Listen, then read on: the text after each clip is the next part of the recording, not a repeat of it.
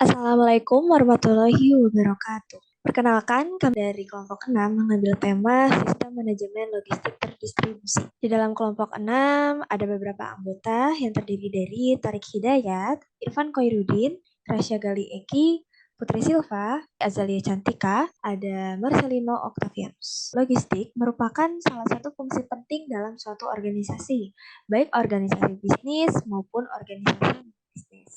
Logistik bertanggung jawab untuk mengelola aliran barang, informasi, dan sumber daya lainnya dari asal ke tujuan yang sesuai dengan kebutuhan pelanggan.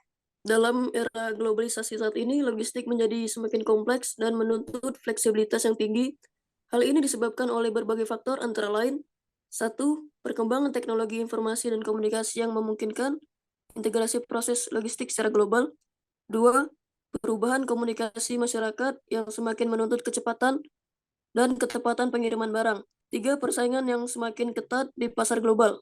Berdasarkan latar belakang sebelumnya, dapat diidentifikasi beberapa masalah dalam sistem manajemen logistik tradisional, antara lain: satu, kurangnya fleksibilitas dan adaptabilitas terhadap perubahan; dua, kurangnya integrasi antar proses logistik; dan tiga, kurangnya transparansi dan visibilitas data logistik.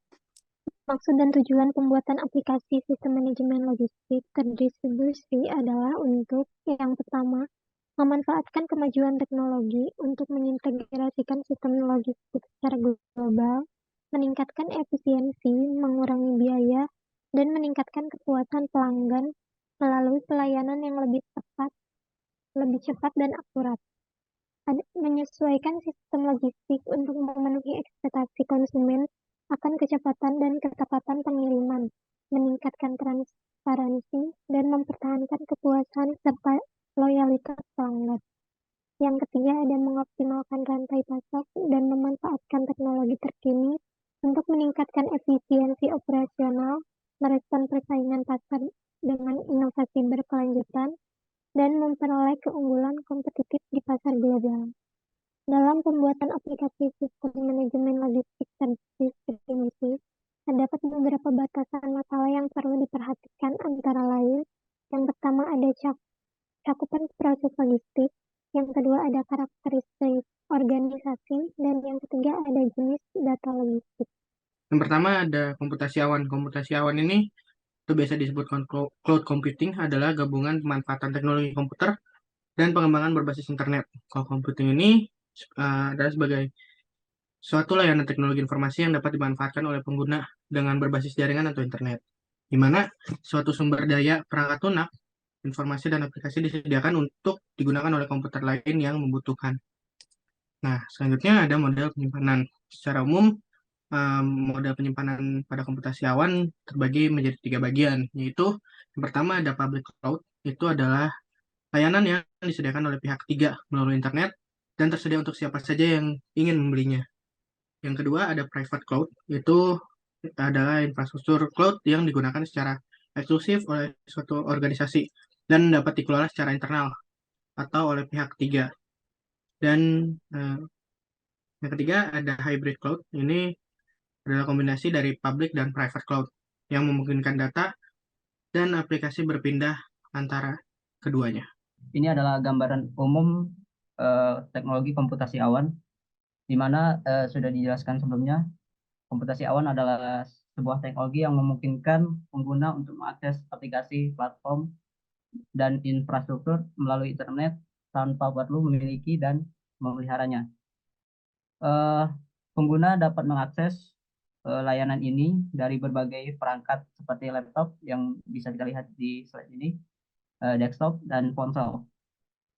Komputasi awan menawarkan banyak manfaat seperti skalabilitas, fleksibilitas, dan penghematan biaya.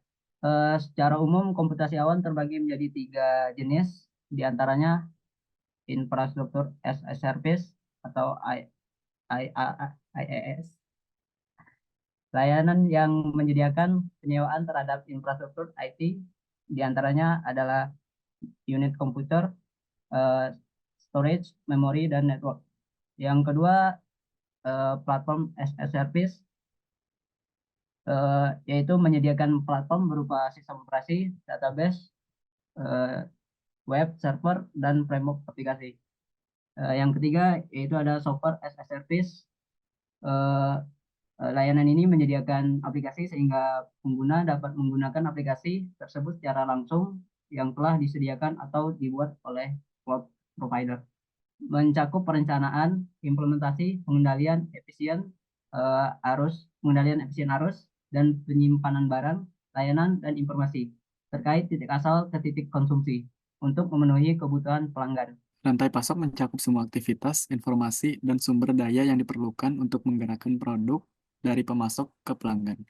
Distribusi terdistribusi mendekati manajemen rantai pasok dengan cara yang terdistribusi, memanfaatkan berbagai fasilitas produksi dan distribusi untuk meningkatkan efisiensi dan fleksibilitas. Sistem informasi logistik memainkan peran penting dalam perencanaan, pelaksanaan, dan kontrol arus barang, layanan, dan informasi.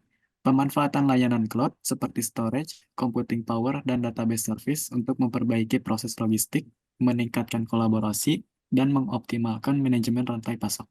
Ini adalah halaman login. Di sini ada untuk memasukkan alamat email sama kata sandi. Coba masukin aja. Aplikasi ini menggunakan cloud computing database online di server.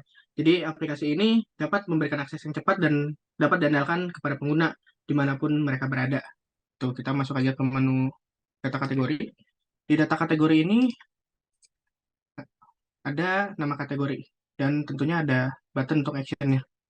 Action untuk hapus dan untuk delete gitu. Kita coba aja untuk tambah data. Misalkan kita masukkan nama kategori itu misalkan penting. Simpan, maka ada muncul pop-up konfirmasi dulu. Kalau misalnya klik tidak, maka akan balik lagi ke sini. Tuh. Dan jika klik simpan, maka akan otomatis langsung masuk ke tabel. Itu. Terus kita masuk ke bagian menu data barang. Di data barang ini ada nama barang, kategori, ukuran, harga, stok, dan tentunya ada action buat untuk edit sama hapus dan tambah data. Kita coba tambah data dulu. Yang pertama ada masukin nama barangnya, misalkan barang, dipilih dulu kategorinya apa, ukurannya berapa, 5, baru masukin harga barangnya berapa, dan tentunya stok awalnya berapa. Klik simpan, maka ada konfirmasi kayak gini. Klik ya simpan, jika sukses maka ada barang berhasil disimpan. Terus kita lanjut masuk ke bagian transaksi. Transaksi ini ada yang pertama itu barang masuk. Barang masuk ini fungsinya untuk menambahkan stok pada barang tersebut. Jadi di sini ada tanggal transaksinya kapan, terus ada kita baru masukin barangnya apa, misalkan yang ini kita masukin ada barang masuk sekitar 10, terus ini ada 10. Klik simpan, terus bakal ada data barang masuk hasil simpan. Nah, di data barang masuk ini juga ada detailnya, jadi kita bisa lihat detailnya apa aja yang tadi kita simpan. Begitupun sama yang barang keluar. Terus kita lanjut ke bagian laporan. Ini di laporan sini ada 3. Ada laporan data barang, barang masuk, sama barang keluar. Kita coba dulu yang barang masuk. Untuk yang data barang, itu bentuknya kayak gini. Jadi ada laporan data barang, terus nama barang, kategori, ukuran, harga, sama stok. Kalau misalnya di print, itu bisa di print. Terus kita lanjut ke bagian laporan barang masuk. Di laporan barang masuk ini ada tanggal awal sama tanggal akhir. Jadi untuk filternya, kita klik cetak. Nah, otomatis langsung ada muncul si laporannya dari periode berapa sampai periode kapan. Di sini juga ada kode transaksinya, tanggal, total quantity, nama barangnya apa, kategori, ukuran, dan jumlahnya berapa. Tuh. Begitupun dengan laporan barang keluar, itu juga ada filternya. Filter tanggal awal sama tanggal akhirnya. Itu ketika klik cetak juga ada. Terus yang terakhir ada menu data pengguna. Data pengguna ini untuk mendata pengguna aplikasi. Di sini ada tombol tambah, kita misalkan masukin